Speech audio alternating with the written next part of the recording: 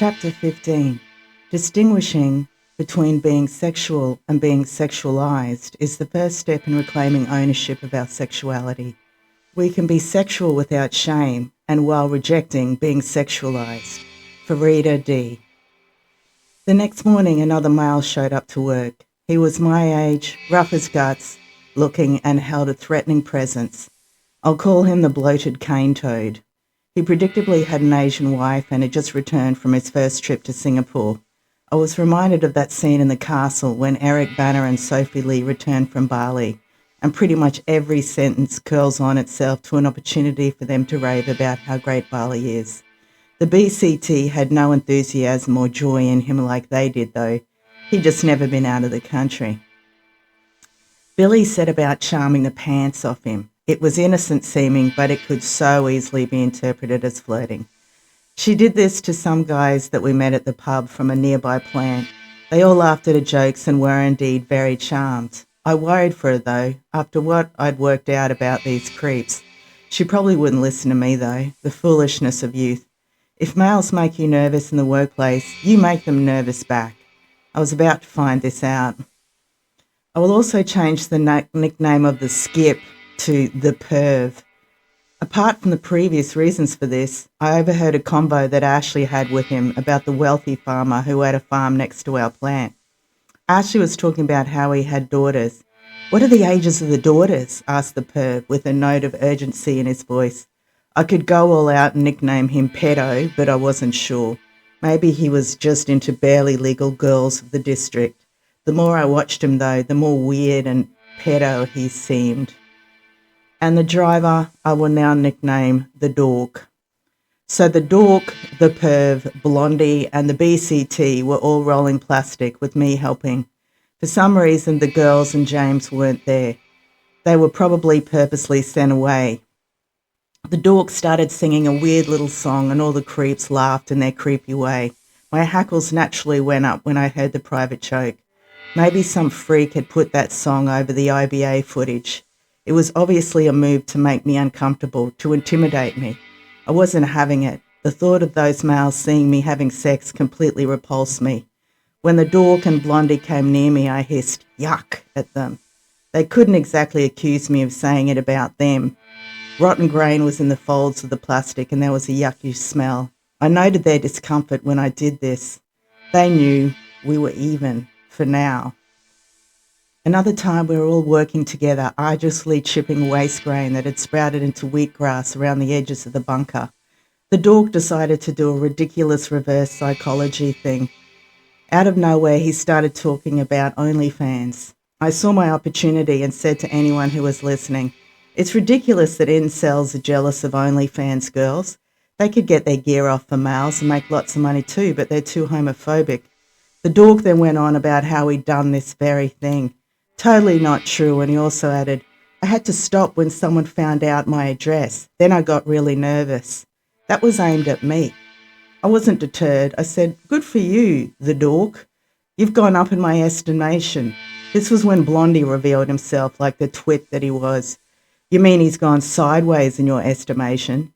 So somehow I had an OnlyFans and Blondie had just basically told me. I saw red, particularly when Blondie started going on about how he wouldn't want an OnlyFans girl or a cam girl for a relationship. He was all about the body count.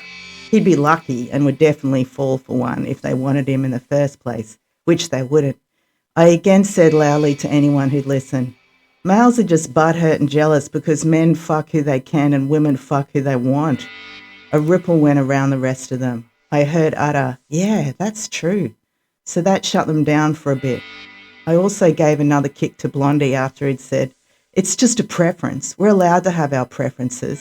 I said, "I know girls my age who married as virgins." Blondie replied, "Yeah, I know quite a few people who are doing that now." I countered with, "Well, now that those women are in their 50s, they're gagging to experience sex with other males. They're sick of having sex with the same man. It'll happen to all your friends. Just you wait." He had no comeback because he didn't know any women in their 50s.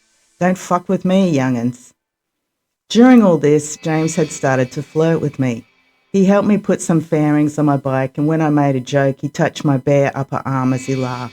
Making James laugh wasn't the easiest task, so I was happy with that. And sure, I'd give him a whirl. I'd have a port and a storm while I was here.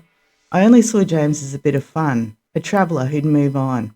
Billy, James and I all went to Takiro in Billy's little shitbox car on our day off. It was such a great day, trawling through op shops with Billy first and then James. I seemed to boomerang between the two.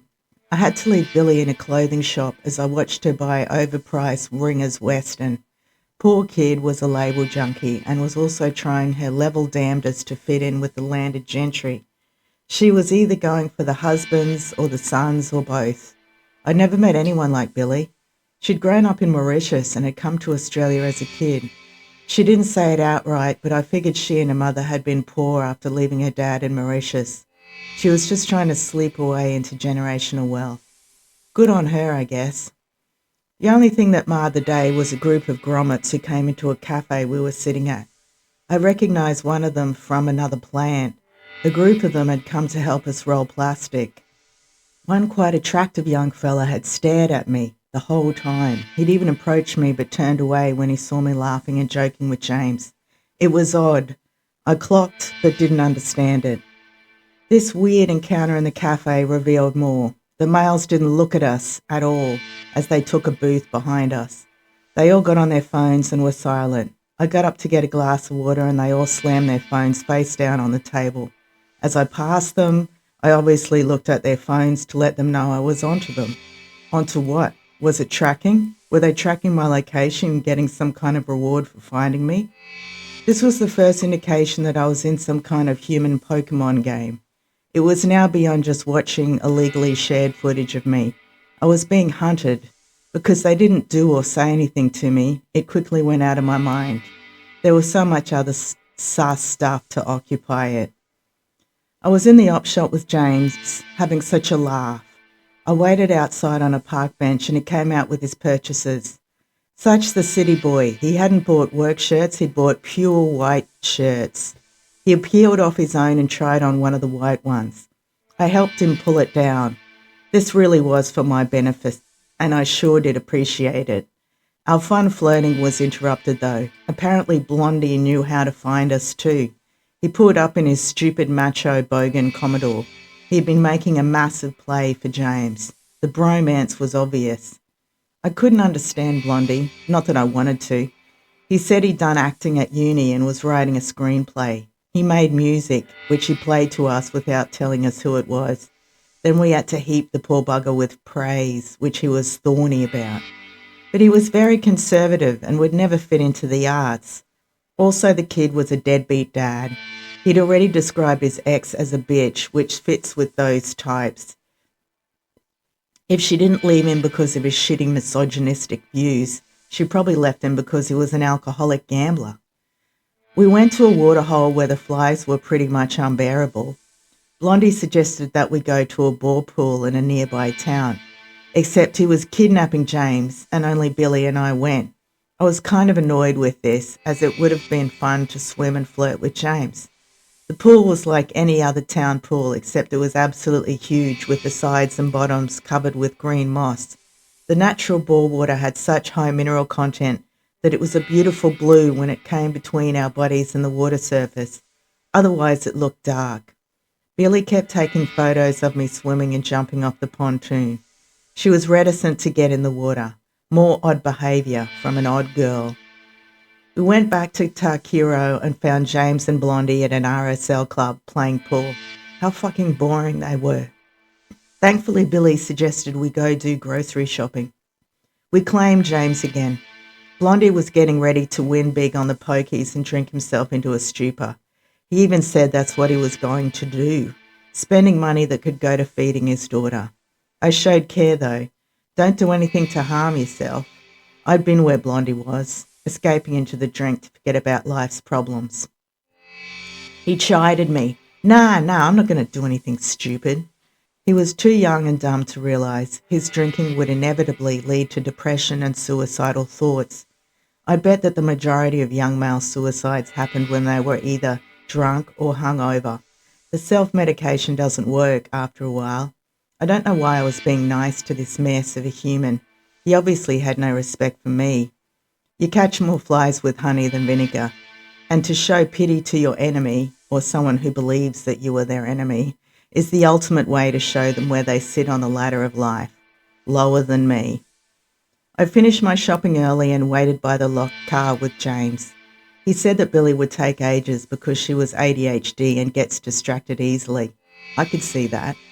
I was still grateful for her driving us and generally being motivated to do stuff. James wasn't, I surmised. Billy had even complained to me about how she had to basically look after him. I kind of wondered if they were screwing, but James wanted her to keep it on the quiet, or Billy wanted to keep it on the quiet. Billy was a woman of secrets, despite her vivacious personality. Either way, James was allowed to flirt, and he did. I leaned flirtily against the car bonnet, enjoying James's attention. He was enjoying it too. Little encounters like this wiped whatever the dark shit that was being done to me online out of my memory. These incels could slut-shame me all they liked. The most attractive male in that whole plant was into me. That counted for way more than their ridiculous rejection and judgment of me. I was still convinced they were harmless incels, until I wasn't. Something very weird happened the next day at work, and I believe it was because James and my flirting had been noticed by the others, particularly Blondie. James had been spending a shitload of time with him. Perhaps he'd told him about being into me. I wandered up to where James and Blondie were standing, leaning on shovels. I wasn't going to talk to them. I just needed a shovel that was by them. All morning, James had been cold towards me. I didn't give it a thought because his furrowed brow often overtook his whole personality. And he was lazy and not into this physical work, so I put it down to that. He wasn't my problem. As I neared them, I heard James say under his breath to me, "Pig." I had no clue. I hadn't been rude to him or anything. I simply avoided him for the rest of the day. It wasn't hard because Blondie seemed to take him off to far corners of bunkers to work, just the two of them. And they'd stand leaning on shovels and chatting about music. I knew this because I'd made the comment to Billy that I didn't know why James liked Blondie's company that much. He was a small-town bogan with depression, and James had gotten out into the world and cycled the entire length of New Zealand, among other things. Billy said they bonded over music. I guess bros do love their self-important choice in tunes. I love mine too, and I'd played James some New Zealand Aotearoa hip-hop from church and AP in the car on our way back to Takiro. He was unimpressed because he was comparing it to British drill, trap and grime. I loved that too, but it all sounded the same. Church and AP sounded way different. I wanted to impress James, I think. Anyway, can't win 'em all. In the afternoon, the perv would try to do things that were low-key to waste time till knock-off. This was one such afternoon. He was with Billy and Ashley, checking out something in the huge grain shed that probably didn't need to be checked out. I sat in the work ute with Blondie and James. They were quiet, not talking to me. Blondie queued up a song on his phone that went through the ute's Bluetooth. It was that boy band dickhead Robbie Williams that was huge in UK mainstream. So their music taste that they squirreled themselves away listening to was basically shit. The title, I don't know, but the chorus was, "I just want to feel real love." "Here's a song for you," Blondie said, obviously aimed at James because this weirdo had basically blanked me. James replied, "Yeah, true," while Blondie stared meaningfully into his eyes like he was serenading him with music. "Isn't it?" replied Blondie back.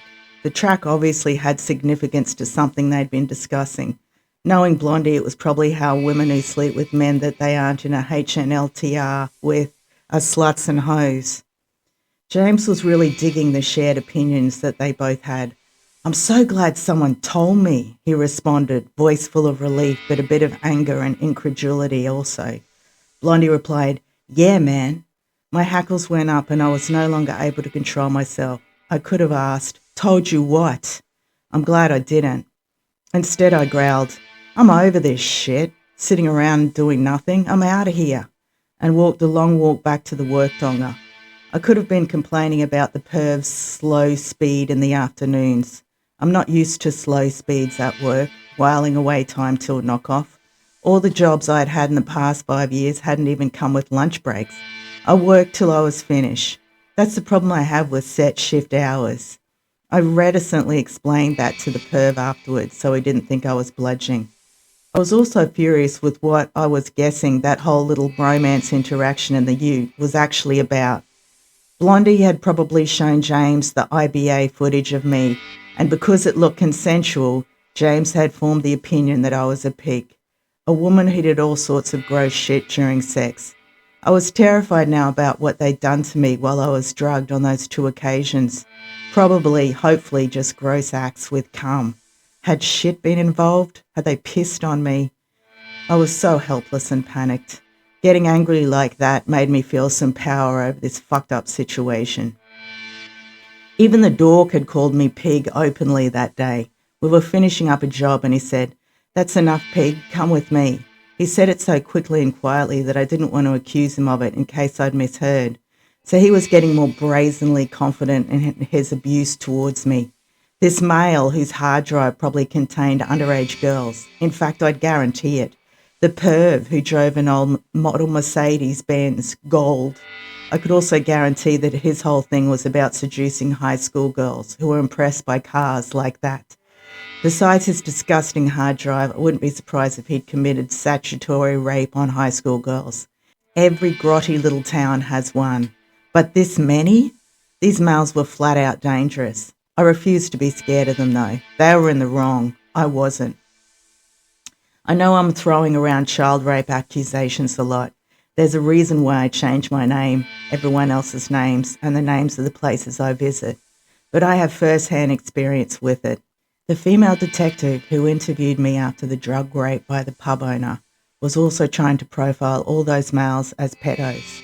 I read about it afterwards, and there's a very strong link between rapists of adult women and child rapists. Now, I know they were just looking at online IBA footage, but they know some of it is probably drug rape, so they endorse that kind of behaviour.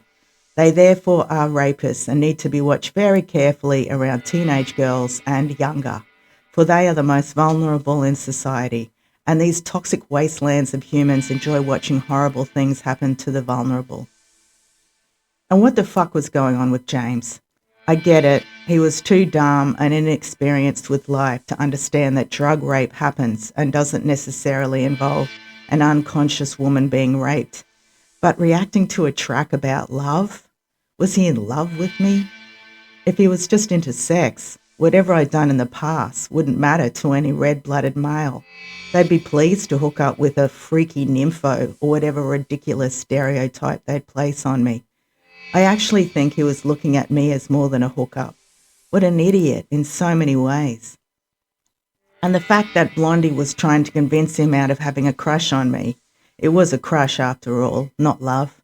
Initially I figured this was because Blondie was jealous of James being attractive to women, or that he just wanted James's attention all to himself. It's not called bromance for nothing. I was eventually going to work out that it was for far more sinister purposes. My crush on James died in that ute. It was no biggie. I actively ignored him after that. He seemed surprised by my behaviour. Again, a bit of a twit. I was frustrated at not being able to use him as a port in a storm. I'm a respectful and kind lover. He wouldn't go there with me anyway now, but I was seeing him in a different light.